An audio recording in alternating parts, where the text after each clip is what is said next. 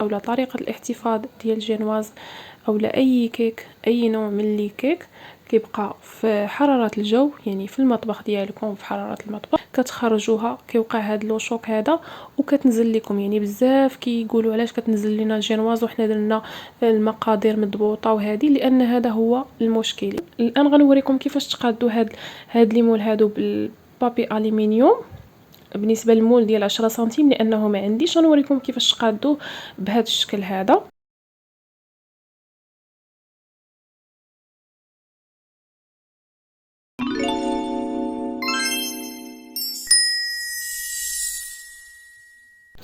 السلام عليكم، مرحبا بكم في قناه فن وابداع مع اسماء. كنتمنى تكونوا كاملين بخير وعلى خير.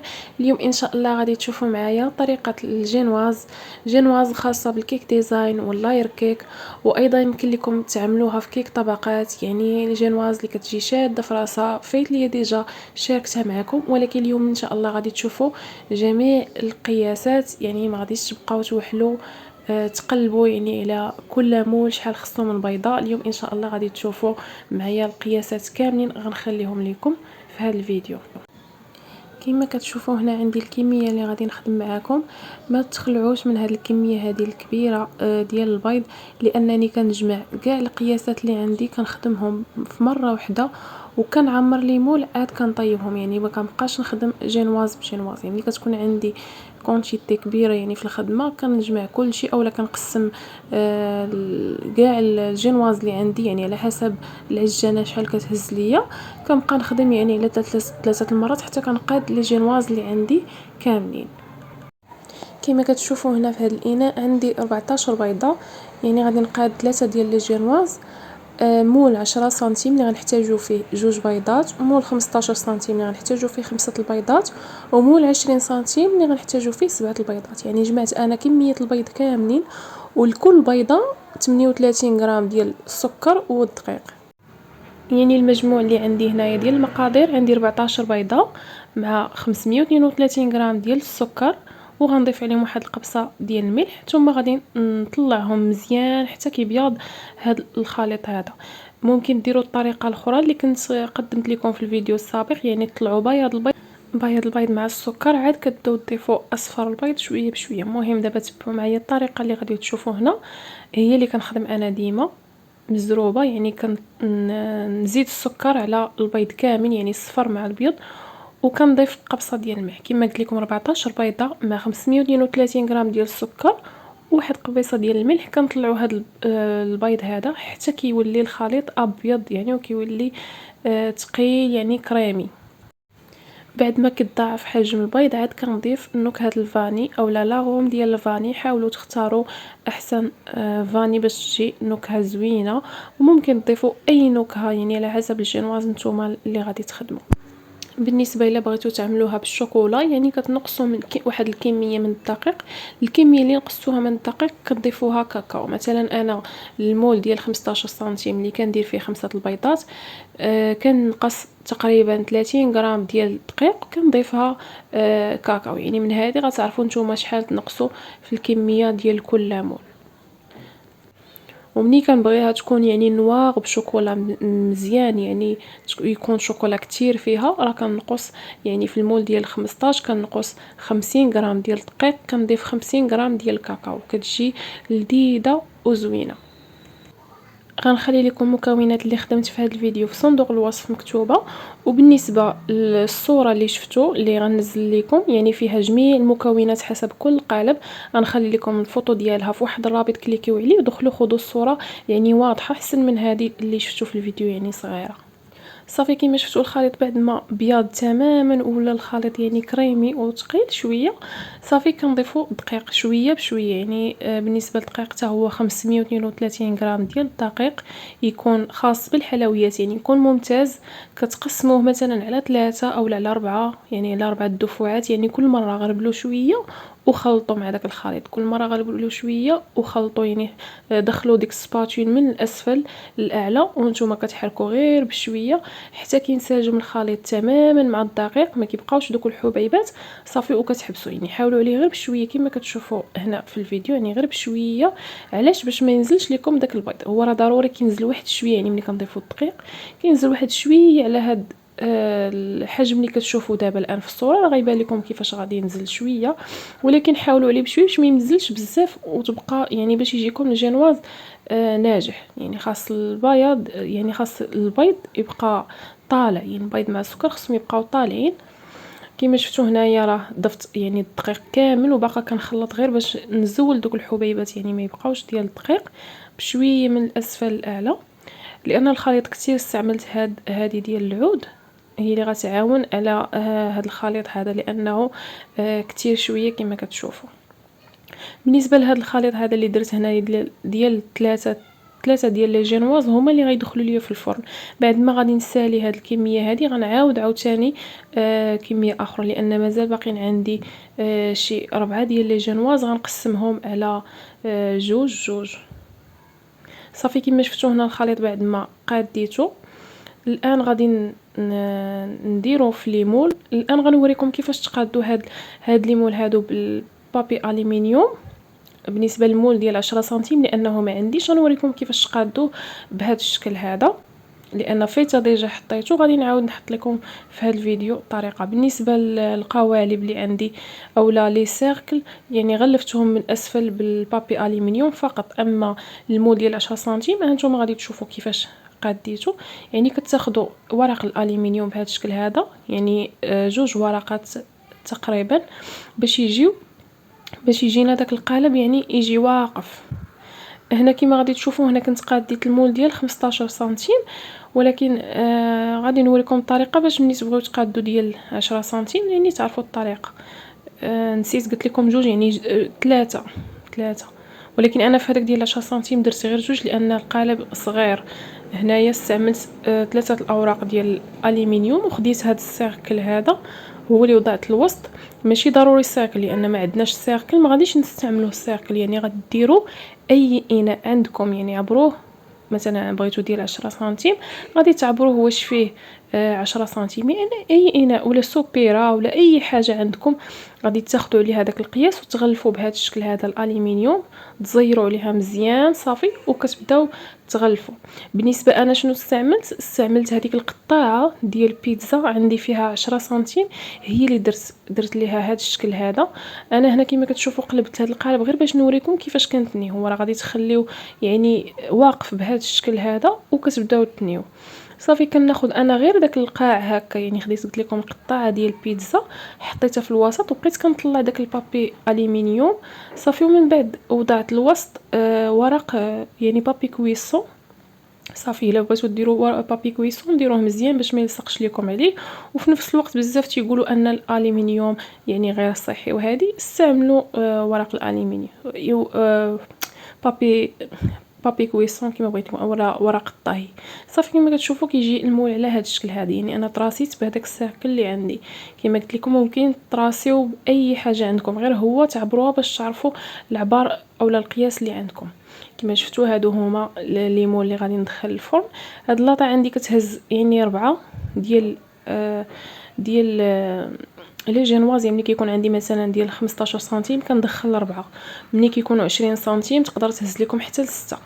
بالنسبه هنا حيت دايره واحد ديال 20 سنتيم يعني ما هزتش ليا 4، هزت ليا 3 صافي. هنايا ديال 10 سنتيم كما كتشوفوا الخليط. يعني ملي كنجمع الخليط كامل كنقادو راه كنعمر ليمون كل واحد غير النصف، يعني باش تخليو النصف فين ترتفع الجينواز والنصف الباقي راه هو اللي فيه الخليط. يعني ماشي ضروري النصف لان هاد ليمون هادو عندي كبار فيهم 15 سنتيم في العلو، فانا كنعمر يعني تقريبا 5 سنتيم باش 5 سنتيم كتطلع فيه هذيك الجينواز. يعني انا كنعطيكم غير تقريبا، المهم انا كنعمر غير يعني ميزاني. المهم ما نديروش داك الخليط يكون قليل وصافي راه كطلع لكم الجينواز. يعني داكشي اللي عمرتوه في المول راه كيعطيكم النصف ديالو، يعني النصف ديالو في الارتفاع بعد الطياب. يعني اني هذه هي الطريقه ديما اللي كنخدم بها. غير ملي كنبغي نحط لكم شي فيديو كنحاول نخدم لكم جينواز وحده اولا مولي كيك واحد باش نوريكم الطريقه كيفاش ديالو باش ما تلفوش. انا راه وريتكم كيفاش كنخدم، يعني كنجمع كاع لي جينواز اللي عندي وكنخدمهم حسب العجانه شحال كتهز ليا. كنبقى نقسم يعني داك المكونات يا اما على 4. مثلا هنا خدمت الاولى كما قلت لكم على ديال 3 ديال لي جينواز. المره الثانيه ملي غيطيبوا هادو غادي نخدم ثاني ديال 2 جينواز اولا 3 على حساب شنو عندي، لان العجانه كتهز لي انا 14 بيضه يعني ما كنفوتش. الا فت هذا القياس هذا اللي خدمت معكم اليوم غادي يفاض ليا وهي كتطلع في البيض. مهم بالنسبه للخليط، يعني دائما ملي كتبغيو تخويوه يعني في القوالب اولا في ليمون، هزوا يديكم الفوق وانتم كتفرغوا الخليط. صافي هنا سخنت الفرن يعني سابقا ملي كنت كنخدم المكونات. سخنت الفرن، يعني هذا فرن ديال الغاز شعلته قبل يعني على نار مهيله، يعني اقل من المتوسط وما مهيلاش بزاف. يعني نتوما غتعرفوا الا كان عندكم الفرن مجهد الحراره ديالو مجهده حاولوا ديروا نار مهيله، يعني هذا بالنسبه للفرن الغاز. اما بالنسبه ديال الضو غتشعلوا على 170 درجه، وبالنسبه ديال الضو كنشعل انا الفوق والتحت باش كتجيني مسطحه، يعني ما ديرش ليا ديك القبعه من الفوق. واللي كدير ليه يعني الجينواز ديالو ديك القبعه حاول ياخذ واحد العود ويدوز على الخليط من الفوق قبل ما يدخلوا الفران. يعني ديروا بحال هكا بحال خط حلزون، يعني نتوما كدوروا حتى الوسط باش ما ديرش لكم ديك القبعه من الفوق، وفي نفس الوقت تشعلوا الفرن لتحت والفوق، يعني الاسفل والاعلى باش تجيكم الجينواز ديالكم مسطحه. صافي كما قلت لكم شعلتها خليتها لمده 45 دقيقه حتى كطيب. يعني ملي كندخل فيها عود الشواء لداخل حتى الوسط كنشوفوا يعني ملي كيخرج ناشف صافي كنشعل عليها الفوق. نفس الشيء للفرن ديال الضو حتى هو كدوز 45 دقيقه كطلعوا عليها صافي كتشوفوها واش طابت. يقدر تلقاوها كاع محمره يعني من الفوق ومن التحت، لان الفرن ديال الضو كما قلت لكم كنشعل الفوق والتحت تلقاوها طابت. وعلى حسب الا كانت الجينواز ديالكم عاليه راه كتزيد تاخذ الوقت شويه اكثر من 45 دقيقه، يعني تاخذ لكم حتى لساعه كما قلت لكم حسب الفرن ديالكم. المهم كتوصل 45 دقيقه كتطلعوا عليها وصافي. يعني باش تعرفوا شحال باقي خاصها ملي كتدخلوا داك العود اولا كيغنون لداخل كتشوفوا واش باقي معجن اولا ناشف. ملي كتلقاو ناشف صافي كتشعلوا الفوق باش كتحمر. كما كتشوفوا بعد ما كطيب كتخرجوها غير هنايا قدام الفرن. دائما ملي تبغيو تحلوا على الجينواز ديالكم حلوا الفرن غير بشويه باش ما تنزلش لكم، يعني سدوه بشويه. انا كنحل عليها في اي وقت، يعني ما كاينش ديك القضيه ديال ما نحلش عليها ولا هذه، لانه احيانا كنكون مدخله جينواز صغيره جينواز كبيره. يعني كدوك لي جينواز صغار اللي كيكونوا قصار كياخذوا الوقت غير شويه يعني دغيا كيطيبوا كنحيدهم وكنخلي الكبار يطيبوا وياخذوا الوقت ديالهم. صافي كما قلت لكم فرن الغاز دائما النار اقل من المتوسط او النار مهيله. الفرن ديال الضو كديروا على 170 درجه. بالنسبه للصينيه ديالكم دائما ديروها في الوسط. بالنسبه للبنات اللي عندهم يعني الفرن الصغير كيضطروا انهم يديروها لتحت، دائما ديروا واحد المقله ثقيله لتحت باش الجينواز ديالكم ما تحرقش ليكم. وديروا النار يعني اقل درجه عندكم، يعني ديروا النار مهيله باش تاخذ الوقت ديال الطياب ديالها وطيب من الوسط وفي نفس الوقت ما تحرقش. ودائما ملي كطيب الجينواز ما كنخرجوهاش مباشره، يعني نزولوها من الفرن كتخليوها في الفرن كطفيو الفرن وكتحلوا ليه الباب وكتخليوها بالسيركل ديالها وكل شيء تقريبا 5 دقائق ولا 10 دقائق. علاش كنخليوها؟ باش ما يوقعش واحد لو شوك تيرميك اولا صدمه حراريه، لانه هكا كتنزل لكم يعني كيكون مثلا الفرن سخون وكيكون الجو بارد كتخرجوها كيوقع هاد لو شوك هذا وكتنزل لكم. يعني بزاف كيقولوا علاش كتنزل لنا الجينواز وحنا درنا المقادير مضبوطه وهذه، لان هذا هو المشكل. يعني خليوها في الفرن 5 دقائق ولا 10 دقائق هكاك. ملي كدوز هاد المده هذه عاد كتخرجوها كتحطوها غير في الباب ديال الفرن وكتحيدوا ليها السيركل اولا بابي كويسون صافي وكتخليوها تما غير واحد شويه مني كتدفى صافي كتغلفوها بالسلوفان، يعني ما حدها دافيه كتغلفوها بالسلوفان باش كتبقى طريه. هاد الفكره هادي خديتها من عند جميله الخياري، واحد المره كانت كتبتها في الفيسبوك وجربتها والصراحه فعلا باش ما كتبقاش ناشفه، باش ما كتقصحش لكم من داك الجناب كتخليوها تبرد. يعني احيانا كنلقاوها قصاحت، فاش كتكون دافيه كتغلفوها بالسلوفان كتبقى طريه. فعلا الفكره جربتها وكانت زوينه، وكنتمنى حتى نتوما تجربوها غادي تعجبكم. وعلى ذكر الاخت جميله الخياري الله يذكرها بالخير، كنتمنى تدخلوا عندها القناه، راه قناتها اسمها نيت جميله الخياري، دخلوا عندها راه غادي تستافدوا من القناه ديالها بزاف. تابوناو عندها وتفرجوا في لي فيديو ديالها مزيان، تنوعوا في القنوات لانكم هكا كتستافدوا من هنا وتستافدوا من هنا، وهكا يعني كتجمعوا الكثير من المعلومات. المهم كما قلت لكم السبب اللي كيخلي الجينواز انها تنزل هو انكم كتخرجوها مباشره من الفرن، تخليوها للضغط، تخرجوها للبرد، كتوقع لها صدمه حراريه كتقلص اولا يعني كتجمع اولا كتنزل لكم. والسبب الثاني هو انكم كتكونوا دايرين دقيق يعني قليل، وكتجي يعني خفيفه ودغيا كتنزل لكم. والسبب الثالث هو انكم كتكونوا ما مطلعينش البيض مزيان، يعني كيكون الخليط يعني خفيف وكتجي خفيفه وكتجي حتى الزفره احيانا. هادو هما الاسباب اللي كيخليو الجينواز يعني ما تنجحش لكم. تبعوا هاد الخطوات اللي قلت لكم وتبعوا النصائح اللي ذكرت لكم واكيد غادي تنجح لكم.